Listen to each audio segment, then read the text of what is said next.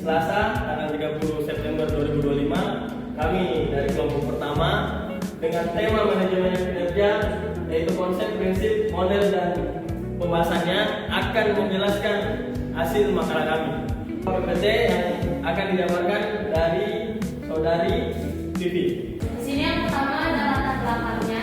Latar belakangnya yaitu manajemen kinerja hadir sebagai sebuah pendekatan yang bertujuan menyelaraskan tujuan individu dengan tujuan organisasi. Proses ini melibatkan pengukuran serta evaluasi pengembangan dan pemberian umpan balik kepada karyawan agar mereka dapat bekerja sesuai dengan organisasinya. Target jangka panjang tidak tercapai. Adapun rumusan masalahnya ada 8. Yang pertama itu apa pengertian manajemen menurut para ahli. Yang kedua itu apa yang dimaksud dengan kinerja. Yang ketiga itu bagaimana konsep manajemen kinerja yang dijelaskan oleh para ahli. Mengapa manajemen kinerja. Yang keempat, mengapa manajemen kinerja diperlukan dalam organisasi. Yang kelima, apa saja prinsip dasar manajemen kinerja. Yang keenam, bagaimana ruang lingkup manajemen kinerja. Yang ketujuh, apa saja model manajemen kinerja yang dikenali. Dan nomor 8, bagaimana langkah-langkah pengembangan manajemen kinerja. Di sini ada manfaat dan tujuannya. Yang manfaat itu terbagi menjadi 3. Yang pertama itu ada memberikan pengetahuan praktis manajemen kinerja dan mengenal bagaimana manajemen kinerja. Yang kedua itu dapat mempengaruhi efektivitas kerja, dan yang ketiga itu ada menjadi bahan bacaan yang bermanfaat untuk memahami relevansi manajemen kinerja. Dan ada pun tujuannya ada 6. Yang pertama itu mengetahui definisi manajemen kinerja. Yang kedua itu menjelaskan manfaat dan alasan pentingnya manajemen kinerja. Yang ketiga itu menguraikan prinsip dasar manajemen kinerja. Yang keempat, menganalisis ruang lingkup. Yang kelima, mendeskripsikan model manajemen kerja. Yang keenam itu ada langkah pengembangan manajemen kinerja. Selanjutnya, untuk landasan teori. Apa pengertian untuk manajemen? Manajemen merupakan konsep dasar dalam ilmu organisasi menurut Stoddard dan Friedman. Manajemen adalah suatu proses perencanaan organisasian untuk memimpin dan mengawasi pekerjaan anggota serta menggunakan seluruh sumber daya yang ada untuk mencapai tujuan.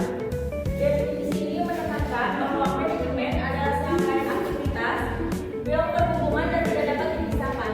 Dalam praktiknya, manajemen mencakup berbagai fungsi, mulai dari perencanaan strategis hingga pengawasan.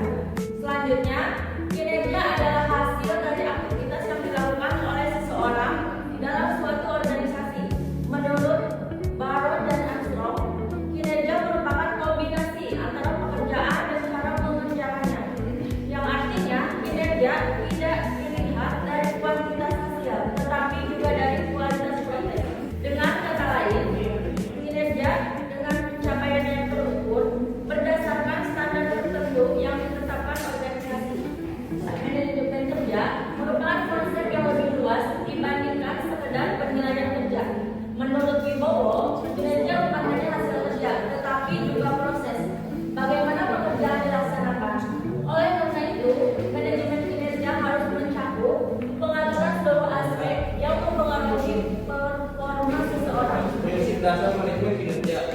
Prinsip dasar yang melandasi manajemen kinerja antara lain bersifat strategis, integratif, holistik, perencanaan, dan pengukuran yang jelas, adanya umpan balik serta komunikasi dua arah.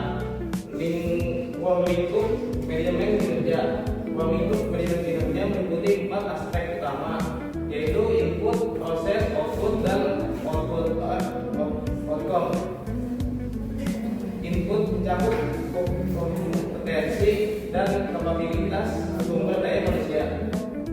Model manajemen kinerja. Beberapa model manajemen kinerja yang dikenal antara lain model learning, menekankan siklus perencanaan, pelaksanaan, pengecekan, dan tindakan review. Model Costello menekankan pentingnya coaching dan komunikasi. Selanjutnya model Armstrong dan Baron menekankan pendekatan strategis dan integratif. Model dan menekankan kesederhanaan dalam penetapan tujuan, pelaksanaan, dan evaluasi. Masing-masing model memiliki kelebihan dan kelemahan, sehingga penerapannya harus disesuaikan dengan kebutuhan organisasi. Pengembangan manajemen kinerja. Armstrong mengemukakan 10 langkah dalam pengembangan manajemen kinerja, antara lain menetapkan arah bisnis, menentukan sasaran, menetapkan komitmen manajemen ini, menyusun pedoman, mendefinisikan proses, melakukan uji coba, melaksanakan komunikasi, memberikan pelatihan, mengimplementasikan, serta mengevaluasi sistem yang telah dijalankan. Manajemen kinerja merupakan elemen yang sangat krusial bagi keberlangsungan organisasi.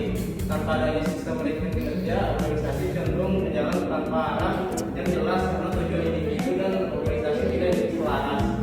Ketidaksesuaian ini sering menimbulkan masalah serius seperti turunnya motivasi kerja, konflik antara bagian, rendahnya produktivitas, hingga tidak tercapainya target perusahaan. Selain itu, manajemen kinerja menjadi dasar pengambilan keputusan penting seperti promosi jabatan, pemberian penghargaan, hingga perencanaan pelatihan. Keputusan yang diambil berbasis data kinerja akan lebih objektif, transparan, dan dapat diterima oleh semua pihak. Oleh karena itu, penerapan manajemen kinerja bukan sekedar formalitas administratif, melainkan bagian integral dari strategi organisasi untuk mencapai efektivitas jangka panjang. Digitalisasi semakin memperkuat urgensi manajemen kinerja. Jika sebelumnya penilaian kinerja dilakukan secara manual, kini banyak perusahaan memanfaatkan teknologi berbasis Human Resource Information System atau yang disingkat HRIS, aplikasi KPI, hingga dashboard digital. Dengan sistem ini, pemantauan kinerja tidak lagi bersifat tahunan, melainkan dapat dilakukan secara real time.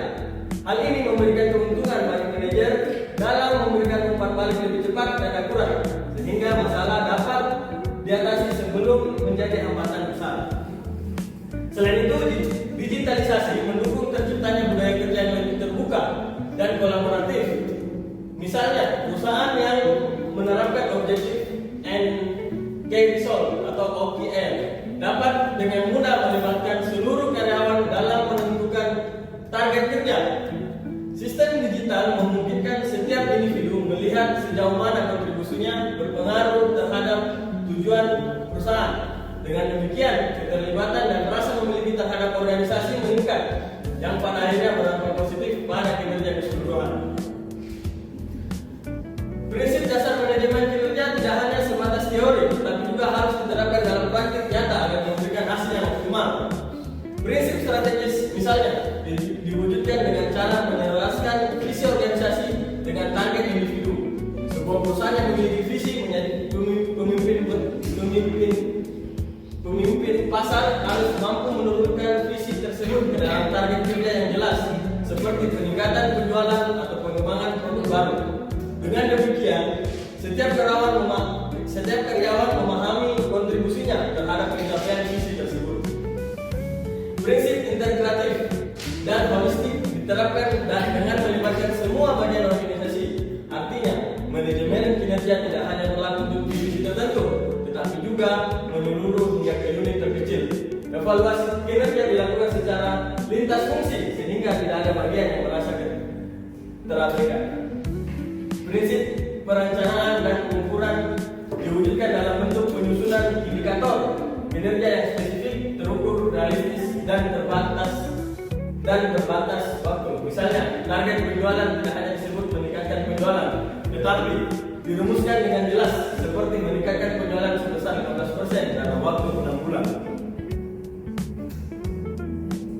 Setiap model manajemen kinerja yang dikembangkan oleh para ahli memiliki kelebihan dan kekurangan yang perlu dipahami agar dapat diterapkan sesuai kebutuhan organisasi.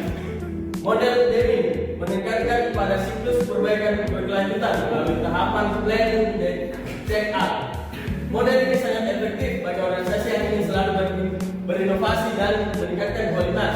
Namun, kelemahan adalah membutuhkan komitmen kuat dari seluruh elemen organisasi agar siklus berjalan konsisten. Model Armstrong dan Barron memandang manajemen kinerja sebagai Model ini cocok untuk organisasi besar karena mampu mengintegrasikan strategi dengan kontribusi individu. Akan tetapi, penerapannya sering dianggap terlalu birokratis dan memakan waktu yang panjang. Model Biancar and Ritz memiliki keunggulan dalam kesederhanaannya. Model ini hanya menekankan 3 langkah utama, yaitu menetapkan tujuan, melakukan pelaksanaan, dan melakukan evaluasi. Kelemahannya adalah terlalu sederhana untuk organisasi yang besar yang membutuhkan sistem kinerja yang kompleks. Studi kasus memberikan gambaran nyata bagaimana manajemen kinerja diterapkan dalam praktik. Google misalnya menerapkan sistem Objective and Key Result atau OKR yang memungkinkan karyawan menyusun tujuan individu sesuai dengan tujuan perusahaan. Dengan demikian, dengan sistem ini, Google berhasil menciptakan budaya kerja yang inovatif, kolaboratif, dan berorientasi pada OKR. Membantu perusahaan memantau pencapaian kinerja secara terbuka, sehingga setiap karyawan dapat melihat kontribusinya terhadap keberhasilan perusahaan. Di sisi lain, beberapa badan usaha milik negara di Indonesia menghadapi tantangan dalam penerapan manajemen kinerja. Sistem yang birokratis seringkali menghambat efektivitas dan evaluasi. Karyawan merasa penilaian yang dilakukan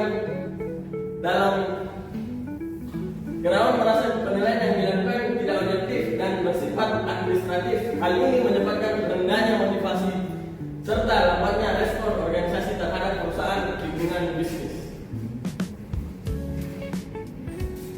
Jadi, kesimpulannya, makalah ini menyimpulkan bahwa manajemen kinerja adalah sistem strategis yang menghubungkan tujuan individu dan organisasi.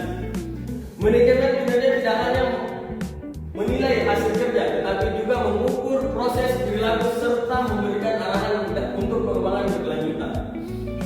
Dengan prinsip-prinsip dasar yang menyeluruh, ruang lingkup yang jelas, model yang beragam, serta langkah pengembangan yang sistematis, manajemen kinerja terbukti menjadi kunci penting dalam mencapai keunggulan kompetitif dalam konteks globalisasi dan digitalisasi. Sistem ini semakin relevan karena mampu mendukung efisiensi, inovasi, dan daya saing organisasi. Organisasi perlu menerapkan manajemen kinerja secara konsisten dan menyesuaikan dengan budaya kerja yang ada. Pimpinan harus berperan penting sebagai pembina dan pemberi umpan balik, bukan hanya evaluator.